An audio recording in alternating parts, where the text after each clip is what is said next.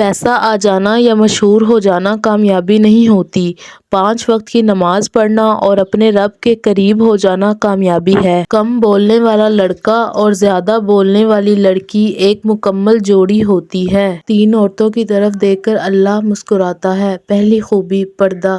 پردہ کسی بھی خاتون کی ایسی خوبی ہے جو اللہ کو بہت پسند ہے۔ دوسری خوبی جو اللہ کو بہت پسند ہے وہ اپنے شوہر سے ٹوٹ کر محبت کرنا۔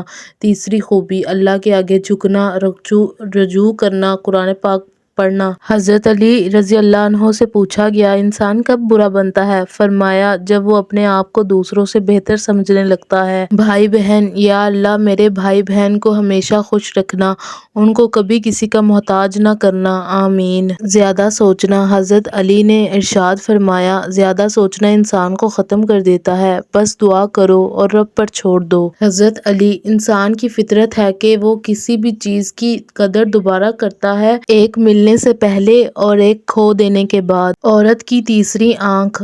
عورت کو اللہ نے تیسری آنکھ بھی دی ہے، جسے وہ مرد کے اس انداز کو پہچانتی ہے جس انداز سے وہ اسے دیکھتا ہے۔ جناب علی، آپ کے ذاتی حالات صرف آپ کے لیے ہیں، لیکن گفتگو میں ادب کا سلیقہ سب کے لیے ہے۔ ہاتھ سے ہاتھ چھڑوانا کوئی ضروری تو نہیں، ساتھ رہ کر بھی لوگ بچھڑ جاتے ہیں۔ جیسے جیسے عمر بڑھتی ہے، انسان کی آنکھیں کمزور ہو جاتی ہیں، لیکن لوگوں کو پہچاننے کی صلاحیت بڑھ جاتی ہے۔ تبدیلی۔ لوگوں کو دوسروں کے بدلے ہوئے رویے نظر آتے ہیں اور اپنی حرکتوں کا پتہ نہیں ہوتا، جو اس تبدیلی کی اصل وجہ ہوتے ہیں۔ بزرگ کہتے ہیں، فصل رنگ بدلے تو کاٹ لو، لوگ رنگ بدلے تو چھوڑ دو۔ چیزوں کو ظاہر مت کرو، کسی کا عیب، امانت کی بات، اپنی پوری طاقت، سفر کرنے کی سمت، اپنی تجارت، میاں بیوی کا راز، زیادہ ضرورت، اپنے دوست کے راز، اللہ کے راہ میں دی ہوئی خیرات۔ لوگ اکثر کہتے ہیں،